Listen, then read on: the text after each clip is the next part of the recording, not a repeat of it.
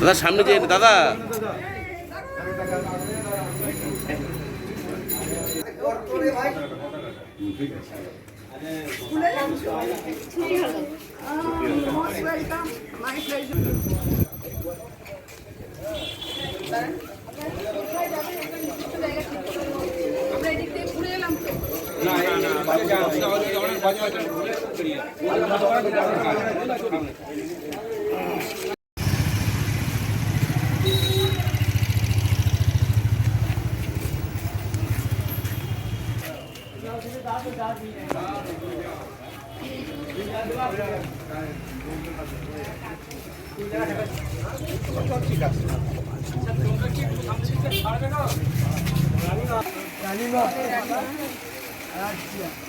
আমরা আপনার ভক্ত সব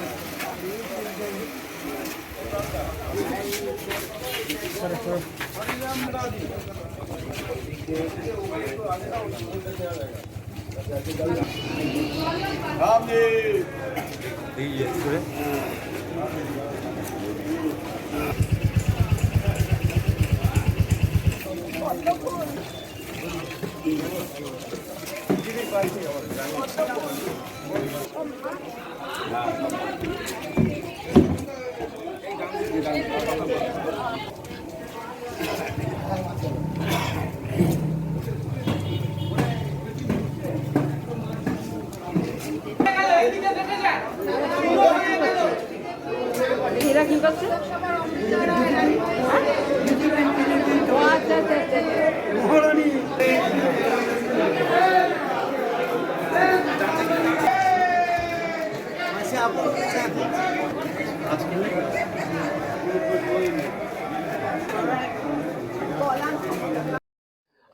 প্রচার শুরু করে দিয়েছেন, কিরকম সাড়া পাচ্ছেন মানুষের কাছে? সারা মানে বলে বোঝানো যাবে না। সবাই তো মানে আমায় জড়িয়ে ধরছে, সবাই আশীর্বাদ করছেন এবং সেটাই আমার মানে বুকে বল এসে যাচ্ছে যে আমার তো মনে হচ্ছে সবাই পাশে আছে, কাজে এই নিয়ে আমি আর চিন্তিত নই। আর কোন কোন এলাকায় আসলেন আজকে? আজ এখন তো আমি গোয়ারি বাজারে এসেছি, এরপরে আবার যাব আমিন বাজার। সারাদিন কি আপনার এই র্যালি বা কর্মী মানে বাজারঘাট এইগুলো নিয়েই করছেন নাকি কোনো র্যালি ফ্যালি করছেন? না না, আমি সব জায়গায় যাচ্ছি, জনসংযোগও করছি এবং গ্রামে গ্রামেও যাচ্ছি।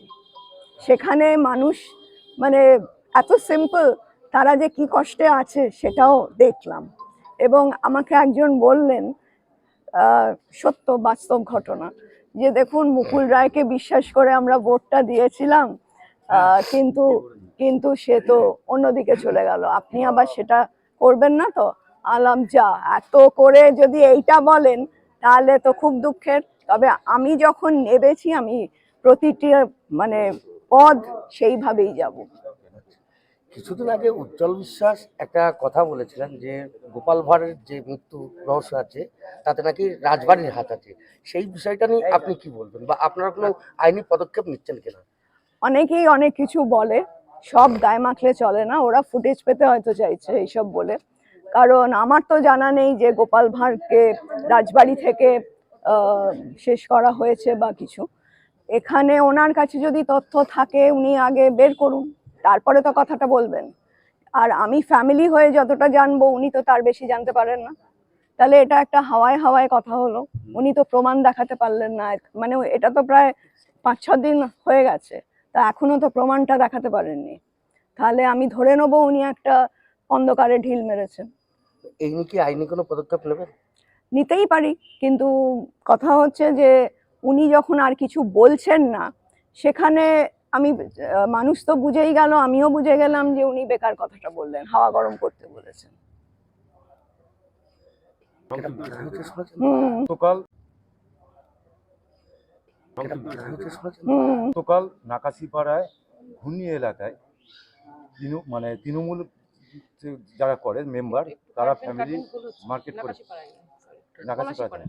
নাকাশিপাড়া থানার মধ্যে তারা ঈদের মার্কেটিং করে ফিরছিল গাড়ি করে, সেই সময় সামনে মানে খেজুর গাছের গুড়ি ফেলে তাদের আটকে এলোপাতাড়ি কোপ করে এবং ঘটনাস্থলে মারা যায় ওই তৃণমূল সদস্যর স্বামী এবং তারা বাকিরা সব শ্রীনগর হসপিটালে ভর্তি। সেই তারা বিষয়টা বলছে আপনারা কিভাবে দেখছেন, কি বলবেন? সিপিএম মেরেছে, এই বিষয়ে কি বলবেন? দেখুন, এখানে আমি ঘটনাটা আজ সকালে ভোরবেলায় আমি শুনেছি, তবে আমার মনে হলো এটা ভীষণ মর্মান্তিক ব্যাপার। একটা মানে ভোটের জন্যে বা যদি সেরকম ব্যাপার থাকে, এইরকম নৃশংস যদি ব্যাপার হয়ে যায় তাহলে কে এগোবে? এটা আমার ওনাদের ফ্যামিলির ওপর অনেক অনেক সমবেদনা রইল। এবং দেখুন, এটা তো একটা যা হলো, এটা তো কেউ ফিরিয়ে দিতে পারবে না, তবে ঈশ্বরের কাছে প্রার্থনা করি যেন ওরা ভালো থাকেন। এই ভোটের মুখে এরকম খুন, কি বলবেন? এইগুলো তো কিছু ছেড়ে দিন। বলার নেই, কারণ এগুলো তো ভোটের আগে হতেই থাকে এবং এগুলো দুষ্কৃতকারীরাই করে। এগুলো আমার মনে হয় না কি, এগুলো জাস্ট ওই ফ্রিক মার্ডার্স আমার মনে হয় সেইভাবেই হয়েছে, মানে ওই একটা করে দাও দেখি কি হয়, এই টাইপের ব্যাপার। এটা বোধহয় কোনো উদ্দেশ্য সেরম বোধহয় ছিল না, ওই পার্টিগত বোধহয় দ্বন্দ্ব ছিল। ঠিক আছে, থ্যাংক ইউ। ওকে।